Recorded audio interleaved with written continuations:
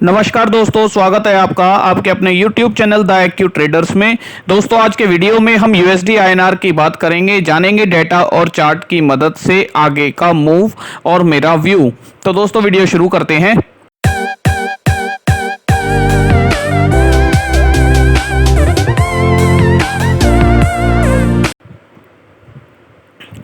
तो दोस्तों, सबसे पहले हम चलते हैं डॉलर इंडेक्स के चार्ट पे। ये वीकली चार्ट है डॉलर इंडेक्स का और बड़ा खूबसूरती से डॉलर इंडेक्स ने ब्रेकआउट दिया। वीकली 2 हफ्ते से लगातार अप ट्रेंड में है और 109.29 का लेवल भी मार्क कर चुका है। इसके बाद दोस्तों, यूरो इंडेक्स का अगर हम देखें, यूरो यूएसडी का अगर हम चार्ट देखना चाहें तो यूरो यूएसडी भी अपने पैरिटी को टच कर चुका है, एक के नीचे भी ट्रेड कर चुका है और जो इसने जो ये लेवल था, सपोर्ट का लेवल था, वो बड़ा खूबसूरती से इसने तोड़ा था। लास्ट वीक की कहानी है और उसके बाद ये फिर नीचे से आया। अभी नीचे से पैरिटी से थोड़ा बहुत डिमांड क्रिएट करने की, शॉर्ट टर्म डिमांड हम कह सकते हैं, क्रिएट करने की कोशिश कर रहा है। अब दोस्तों, ये चार्ट, इस चार्ट के जो लाइन थी, ट्रेंडिंग्स थी, ब्रेक डाउन दे चुका है। तो हमें फिर मंथली चार्ट पर शिफ्ट होना पड़ा और मंथली चार्ट को भी स्क्वीज करके हमें देखना पड़ा कि क्या स्टोरी चल रही है, क्या कहानी चल रही है। तो उसके लिए दोस्तों, ये मंथली चार्ट फिर हमने थोड़ा स्क्वीज करके बड़ा करके देखा और हमें ये समझ आया कि मंथली चार्ट में ये 2001 के टाइम में पैरिटी से काफ़ी टाइम नीचे ट्रेड कर चुका है। हालांकि अब ये पैरिटी के नीचे फिर आया है तो अपने ये इस जोन को .94 के आसपास में रीटेस्ट कर सकता है। अगर ये यहाँ से थोड़ा बहुत डिमांड पुल बैक करके फिर नीचे की तरफ आता है तो .94 पर ये आ सकता है, बिल्कुल आ सकता है यूरो। तो दोस्तों, यूरो और डॉलर इंडेक्स के बारे में चर्चा करने के बाद हम चलते हैं अपने चार्ट पर, USD INR के चार्ट पर। उससे पहले हम देखते हैं कि पिछले हफ्ते जो 2 इंपॉर्टेंट न्यूज़ आई थी बाजार में, 2 इंपॉर्टेंट न्यूज़ बाजार में आई थी। जैसा कि CPI का जो डेटा आया, USA का CPI का डेटा आया, वो 9.1%, यानी उनका इन्फ्लेशन बिल्कुल कंट्रोल में नहीं आ रहा है और वो 9.1% बहुत तेज़ी से ऊपर की तरफ चला गया है। तो इसी को देखते हुए अब US मार्केट में, US बाजार में एक एजम्पशन क्रिएट किया गया है कि जो एक एक्सपेक्टेशन था 75 BPS का इंटरेस्ट रेट बढ़ाने का, वो अभी 100 BPS हो गया है। एक एक्सपेक्टेशन 100 BPS का वहाँ चल रहा है इन्फ्लेशन को कंट्रोल करने के लिए। हालांकि दोस्तों, उनका जो इनिशियल जॉबलेस क्लेम का डाटा होता है वो भी तेजी से बढ़ रहा है। तो उनके सामने इन्फ्लेशन के बाद गंभीर समस्या, आगे रिसेशन की भी तैयार खड़ी है। तो उसके लिए भी हमें हमारे इंडियन पोर्टफोलियो के हिसाब से तैयार रहना होगा। तो दोस्तों, इसके बाद यदि आप देखें तो इंडिया में इन्फ्लेशन, जो इंडियन मार्केट में इन्फ्लेशन है वो फिर भी कंट्रोल में है। जैसा कि मई में 7.04 था तो जून में 7.01 आया था। तो इससे हमें ये पता चलता है कि इन्फ्लेशन जो डेटा आ रहा है, अमेरिका का बढ़ रहा है, इंडिया का कम हो रहा है। तो वो एग्रेसिवली रेट बढ़ा सकते हैं, लेकिन हमें उतना एग्रेसिव US रेट बढ़ाने की, इंटरेस्ट रेट बढ़ाने की ज़रूरत नहीं रहेगी। तो उसका इम्पैक्ट क्या होगा, उसका इम्पैक्ट हम समझने के लिए इस चार्ट पर चलते हैं। ये मैंने थोड़ा सा एक्सेल में लिख के बताने की कोशिश की है। तो जैसे इंटरेस्ट रेट करंट अभी US का 1.75 है, इंडिया का 4.9 है, डिफरेंस है 3.15। अगर इसको 79.87 जो क्लोजिंग था उससे अगर हम मल्टीप्लाई करते हैं इस इंटरेस्ट रेट के डिफरेंस को, तो 2.51 आता है, यानी 250 पैसे के आसपास आता है। तो इंडिया और US जो हमारा 1 साल का जो फॉरवर्ड है वो 2.5 पैसे के आसपास में चलना चाहिए, जो कि अभी फिलहाल 220 पैसे के आसपास चल रहा है। लेकिन अगर प्रोजेक्शन माने, 75 BPS का प्रोजेक्शन माने और हम इंटरेस्ट रेट नहीं बढ़ाते हैं, तब ये जो डिफरेंस है ये काफ़ी कम हो जाएगा और जो प्रोजेक्शन है उस हिसाब से हमारा जो फॉरवर्ड है वो काफ़ी तेज़ी से नीचे आएंगे। तो अगर हम अभी फॉरवर्ड हमारे 220 पैसे के आसपास चल रहे हैं, तो अगर ये प्रोजेक्शन कंप्लीट होता है, US जो 75 BPS की बात चल रही है, हालांकि अभी तो 100 की बात चल रही है, अगर वो बढ़ाते हैं, इंटरेस्ट रेट बढ़ाते हैं, जो कि उनकी मजबूरी भी है क्योंकि वहाँ इन्फ्लेशन 9.1 काफ़ी तेज़ी से ऊपर की तरफ जा रहा है। तो जो ये इंटरेस्ट रेट, जो ये डिफरेंस है हमारे फॉरवर्ड का, जो अभी करंट में ट्रेड चल रहा है, और 1 साल का आगे का जो नंबर है उसमें जो डिफरेंस है वो 240 पैसा, यहाँ 190 पैसे के आसपास यहाँ दिख रहा है। यानी काफ़ी तेज़ी से ये नीचे आ सकता है, 190 से 170 पैसे के आसपास हम एक्सपेक्ट कर रहे हैं। तो ये आ सकता है हमारा जो डिफरेंस है। अब फॉरवर्ड डिफरेंस होने से, फॉरवर्ड का जो डिफरेंस है वो कम होने से क्या होगा, जो जिन लोगों ने फॉरवर्ड में शॉर्ट किया हुआ है, जिस पैसे ने फॉरवर्ड में शॉर्ट किया हुआ है वो अपना पैसा, क्योंकि ये काफ़ी कम डिफरेंस हो गया है, तो वो अपना पैसा निकालना शुरू कर देंगे। और पैसा निकालना शुरू कर देंगे तो वो फिर से इंडियन बैंक्स में जाके बोलेंगे कि हमें भाई हमारा डॉलर वापस कर दो। तो अल्टीमेटली इंडियन बैंक्स के पास डॉलर की डिमांड बढ़ जाएगी, इस स्क्वीज की वजह से भी डॉलर की डिमांड बढ़ जाएगी। और दूसरी तरफ हमारे इंपोर्टर्स हर लेवल पर भी हेज कर पोजीशंस को हेज कर रहे हैं, तो उससे भी एक आर्टिफिशियल डिमांड क्रिएट हो जाती है। बाकी अगर हम यूएस का एक साल का बॉन्ड यील्ड देखें तो 3.1%, इंडिया का 6.1%, डिफरेंस 3.06, उसके हिसाब से भी लगभग 2.5 पैसे के आसपास ही जो फॉरवर्ड का डिफरेंस है वो बनकर आता है, जो होना चाहिए। अब दोस्तों ये एक डाटा हमने लिख के समझाने की कोशिश की है, या हमने समझने की भी कोशिश की थी कि जो यूएस का 10 ईयर्स का जो ट्रेजरी बॉन्ड है वो 2.92 है, और जो 2 साल का ट्रेजरी है वो 3.13 है। तो ये 2 साल का ट्रेजरी यानी शॉर्ट टर्म में आपको बॉन्ड में पैसा अच्छा मिल रहा है, लॉन्ग टर्म में पैसा कम मिल रहा है। तो लॉन्ग टर्म में जब पैसा कम मिल रहा है तो लॉन्ग टर्म बॉन्ड्स में कौन पैसा लगाएगा? शॉर्ट टर्म में सब लगाएंगे। तो इस वजह से क्या होगा, यूएस में ये जो इम्पैक्ट है इसका जो कंक्लूजन होता है वो रिसेशन होता है शॉर्ट टर्म में।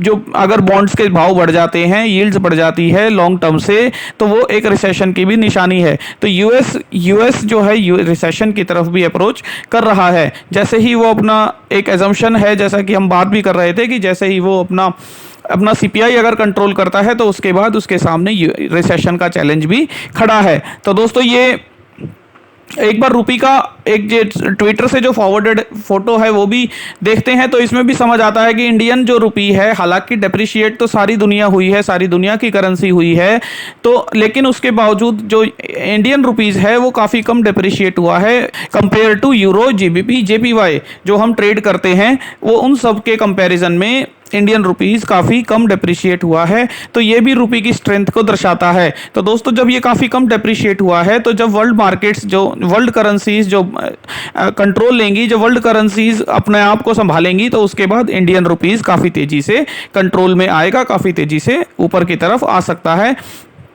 ये चार्ट हमें ऐसा बताने की भी कोशिश कर रहा है। अब दोस्तों चलते हैं। अब दोस्तों ये हम आ गए हैं यूएसडी आईएनआर के हमारे आवरली चार्ट पर। ये फ्यूचर्स का आवरली चार्ट है। आवरली चार्ट में आप देखेंगे तो जब ये डेटा आया 13 जुलाई को जब ये डेटा आया, उसके बाद जब हमने गैप अप ओपन किया और उसके बाद हम काफ़ी तेज़ी से 80 का मार्क भी तेज़ी से ऊपर की तरफ हम बीट कर गए। फ्यूचर में 80 का मार्क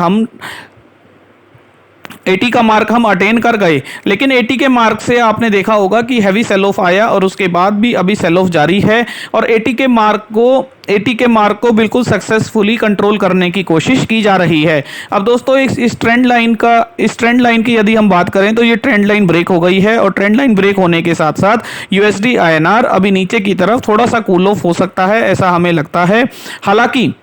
हालांकि यदि हम बात करें तो ये ट्रिगर लाइन जो है, ये सपोर्ट की ट्रिगर लाइन, जिसमें इसने 1, 2, 3 बार इसने सपोर्ट बनाने की कोशिश की।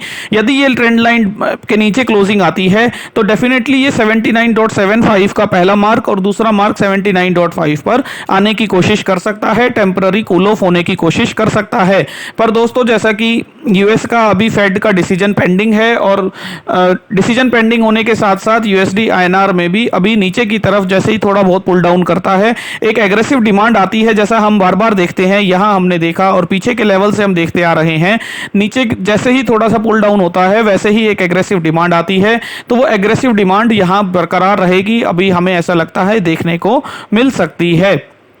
तो दोस्तों यूएसडी आईएनआर में अभी फिलहाल के लिए 1-2 ट्रेडिंग सेशन यदि हम देखें तो नीचे की तरफ थोड़ा कूल ऑफ होता हुआ दिख सकता है, पर उसके बाद हमें नीचे की तरफ 79.5 मैक्सिमम 79.5 के जोन से हमें फिर से एक डिमांड देखने को मिल सकती है। 79.75 और 79.5 आप मार्क कीजिए, ये एक डिमांड जोन बनकर फिर आएगा। यूएसडी आईएनआर यहाँ सपोर्ट लेके फिर से अभी ऊपर की तरफ जाने के मूड में नज़र आता है।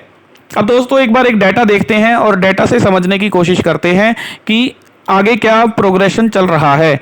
तो 14 अगर हम जुलाई का डेटा देखें, 14 जुलाई का डेटा देखें तो यहाँ 1 लाख के अराउंड पोजीशन का रोल ओवर किया गया, जो कि इसका हाई बनता है 80.13, 79.74 का लो। तो दोस्तों अगर ये रेंज हम माने 79.94 की रेंज के हिसाब से, इस रेंज को यदि हम माने और इसमें हम माने कि एग्रेसिव एडिशन हुआ है, तो दोस्तों ये एग्रेसिव एडिशन फिर हमें बताता है कि हमें फिर से कोशिश हो जाना चाहिए।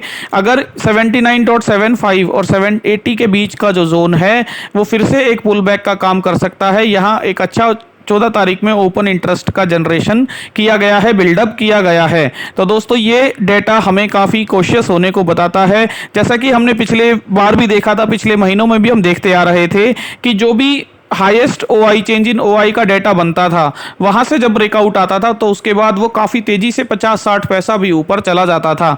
तो दोस्तों हमारा अभी मार्क 80.13 बन गया है। हायर साइड में यदि ये 80 के ऊपर ट्रेड करना शुरू कर देता है, इस वी वैप के ऊपर ट्रेड करना शुरू कर देता है, तो डेफिनेटली हमें शॉर्ट ना बनाकर लॉन्ग्स की तैयारी फिर से कर लेनी चाहिए, ऐसा हमें लगता है। बुल कॉल बनाइए, चाहे बुल में रेशियो बनाइए, लेकिन लॉन्ग्स की तरफ अप्रोच हमें फिर अभी रखनी पड़ेगी। हालांकि हम 79.5 का, जैसा कि मैं सौरभ जी से भी बात कर रहा था, तो 79.5 तक का कूल ऑफ का उम्मीद वो भी रखते हैं, लेकिन उसके बाद फिर से एक डिमांड देखने को मिल सकती है। तो दोस्तों ये 79.5 का जो कूल ऑफ का मार्क है ये आएगा या नहीं, ये भी हम देखेंगे। पर हमें लगता है कि यूएसडी आईएनआर में बाय ऑन डिप्स की अपॉर्चुनिटी अभी बनी हुई है, अभी बिल्कुल चल रही है। तो दोस्तों इसके बाद यदि हम स्ट्रेडल का भी डेटा देखें तो स्ट्रेडल के डेटा में 79.5 की पुट में लास्ट ट्रेडिंग सेशन में बहुत ज़्यादा ओपन इंटरेस्ट का एडिशन किया गया, और जो हमें बताता है कि ये क्लियर सपोर्ट यहाँ 79.5 के मार्क पर बनाने की कोशिश की गई है। हालांकि जो कॉल और पुट का टसल है, पोजीशन एडिशन का जो टसल है वो 80 पर शिफ्ट हो गया है। दोस्तों जैसा कि हम लास्ट वीक से देखते आ रहे हैं कि ये 79 से फिर 79.5 पर टसल शिफ्ट हुआ, अभी फिलहाल ये टसल 80 पर शिफ्ट हो गया है। और उसके साथ साथ जो 79.5 है वो एक एग्रेसिव ओपन इंटरेस्ट पुट में एग्रेसिव ओपन इंटरेस्ट एडिशन के साथ एक डिमांड जोन बनकर आया है। तो दोस्तों इससे डेटा से हमें यही बात समझ आती है कि 80 के मार्क पर अभी टसल चल रहा है, तो 80 के मार्क को हमें देखना होगा कि किस तरीके से 80 पर यूएसडी आईएनआर बिहेव करता है। इसके साथ साथ दोस्तों अगर आप ओपन इंटरेस्ट का एडिशन देखना चाहें, ओपन इंटरेस्ट में किस तरीके से कितना एग्रेसिवली एडिशन हुआ है, तो आप देखिए 13 तारीख तक यूएसडी आईएनआर में पुट में कोई खास ओपन इंटरेस्ट का एडिशन नहीं था, लेकिन उसके 2 दिन के अंदर इसके अंदर काफ़ी एग्रेसिव ओपन इंटरेस्ट का एडिशन हुआ है। तो अगर हम थोड़ा सा और अगर आपके पास हमारी ये शीट है तो आप थोड़ा सा और इसमें डेटा एनालिसिस कर सकते हैं। यूएसडी आईएनआर की दोस्तों ये शीट हम बिल्कुल फ्री देते हैं, आप हमें मेल पर रिक्वेस्ट कर सकते हैं और हम ये शीट आपके साथ शेयर कर देंगे। तो दोस्तों अगर हम यहाँ थोड़ा सा और डेटा का, तो दोस्तों आप देखिए ये हमने फिल्टर किया डेटा में से 80 की पुट का 27 जुलाई एक्सपायरी का डेटा, और आप देखिए कि कितनी तेजी से ये अभी 2 दिन जो हम बात कर रहे थे, 2 दिन ये जो इसका वीवैप है वो 29 पैसे का एवरेज आया हुआ है। तो इसका मतलब ये हुआ कि ये डेटा हमें ये बताने की भी कोशिश करता है, ये डेटा हमें कुछ इस तरीके से भी बताने की कोशिश करता है, जो 2 दिन में जो पुट में पोजीशन का एडिशन हुआ है 29 पैसे की एवरेज पे हुआ है, तो 80 में से अगर हम 29 माइनस कर ले तो ये लोग 79.71 के आसपास से जब उससे नीचे यूएसडी आईएनआर ट्रेड करने लगेगा तो हो सकता है ये लोग अपने आप को ट्रैप माने, अपनी पोजीशंस को क्लोज करना शुरू करें। पर दोस्तों ये देखना होगा कि डेटा के हिसाब से 80 की पुट के हिसाब से 79.71 भी एक सपोर्ट का नंबर बनकर सामने आता है। इसका मतलब जो इस कैंडल का लो है, इस कैंडल के लो को भी आप एक बिल्कुल डिमांड की तरह ट्रीट कर सकते हैं। यहां से भी यूएसडी आईएनआर बाउंस कर सकता है यदि 80 के पुट राइटर्स को अपनी पोजीशन बचानी है तो दोस्तों इस तरीके से हम डेटा को समझ पा रहे हैं, जिसमें हमें 80 पर एग्रेसिवली पुट में जो पोजीशंस का बिल्डअप नजर आता है और 79.5 पर तो चल ही रहा है। नीचे की स्ट्राइक्स में, कॉल्स में अनवाइंडिंग चल रही है, यानी पोजीशंस को छोड़ा जा रहा है।